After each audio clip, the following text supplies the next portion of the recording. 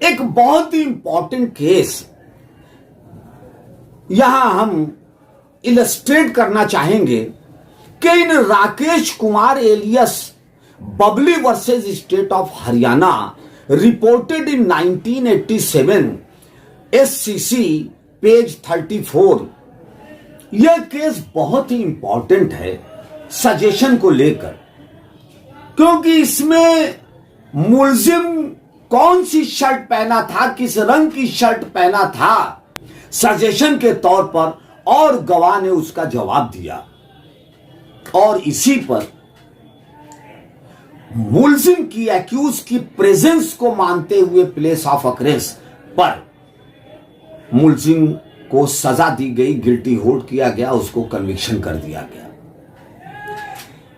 ये राकेश कुमार एलियस बबली के केस में this court was dealing with an appeal against the judgment of the high court affirming the order of the session judge whereby the appellant and 3 other persons were convicted। तो इस case में appeal में honourable supreme court इस case को deal कर रही थी और इसमें हाई कोर्ट ने 3 मुलजिम की सजा कर दिया। 302 में red with section 34 of the IPC इसमें सजा कर दिया। While reappreciation the evidence on record, और जब सुप्रीम कोर्ट ने रिकॉर्ड पे जो उपलब्ध एविडेंस थी उसका एप्रिशिएशन करना शुरू किया, और जब appreciation of evidence, evaluation of evidence किया, तो पाया कि this court noticed that in the cross examination of PW4 Sube Singh, a suggestion was made with regard to the color of the shirt worn by one of the accused person at the time of the incident। तो appreciation of evidence के समय honourable court ने यह notice किया, ध्यान आकर्षित हुआ कि PW4 से एक सजेशन पुट किया गया कि मुलजिम के शर्ट के बारे में कि वो कैसी शर्ट पहने हुए था, और इस पर विटनेस ने जो जवाब दिया उससे यह साबित होता है कि वह मुलजिम प्लेस ऑफ अकरेंस पर मौजूद था। The shirt worn by one of the accused person at the time of the incident, this court taking into consideration the nature of the suggestion put by the defense and they simply arrived at the conclusion that the presence of the accused, namely Dharamveer, was established on the spot at the time of occurrence। तो इससे यह निष्कर्ष निकाला कि मुलजिम उस वक्त मौके वारदात पर, प्लेस ऑफ अकरेंस पर वो वहां मौजूद था। उस सजेशन से यह इवेल्यूट किया। तो सिर्फ सजेशन पर ही मुलजिम की सजा नहीं की जा सकती। सजेशन कोई इसकी एविडेंशियरी वैल्यू नहीं है, मगर सजेशंस को स्ट्रेटेजिकली यूज करना चाहिए।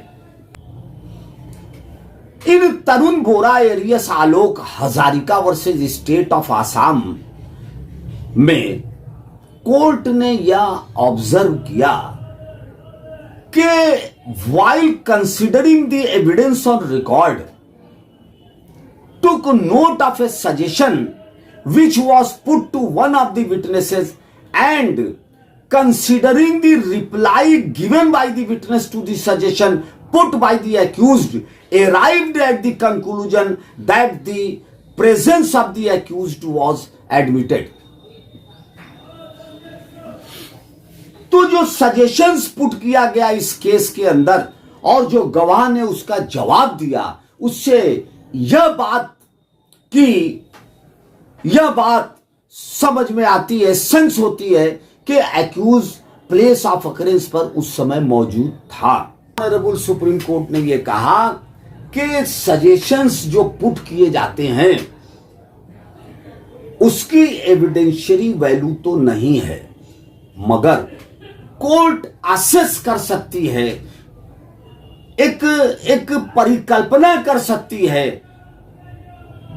कि ये जो गवाह है इस सजेशन पर क्या रिप्लाई दे रहा है और वह रिप्लाई कहां तक उसकी पूरी एविडेंस को एप्रिशिएट करने पर, इवैल्यूएट करने पर, पूरे एविडेंस को पढ़ने पर उस एविडेंस की क्या वैल्यू है, कितनी क्रेडिबिलिटी है और इंक्रिमिनेटिंग सजेशन है या नहीं है, उसके आंसर्स को किस तरह असेस किया जा सकता है। जो भी सजेशंस पुट किए जाएं विटनेस से ड्यूरिंग क्रॉस एग्जामिनेशन, वो बहुत ही सावधानी बरतनी चाहिए, स्ट्रेटेजिकली होनी चाहिए। अगर आवश्यक हो तो सजेशन पुट करना चाहिए, अदरवाइज बिला वजह के सजेशंस को नहीं पुट करना चाहिए। अपनी डिफेंस स्टोरी को पहले से तैयार रखना चाहिए कि हमारा केस क्या है, हमारा डिफेंस क्या है। हम प्लेस ऑफ अकरेंस पर अपनी प्रेजेंस को एडमिट करते हैं या नहीं करते। हम मारपीट में जो वेपन्स यूज किए गए हैं उसको एडमिट करते हैं या नहीं करते हैं। हम आइडेंटिफिकेशन पर एक्यूज के हमारा क्या प्ली है, हम आइडेंटिफिकेशन को किस हद तक चैलेंज कर रहे हैं।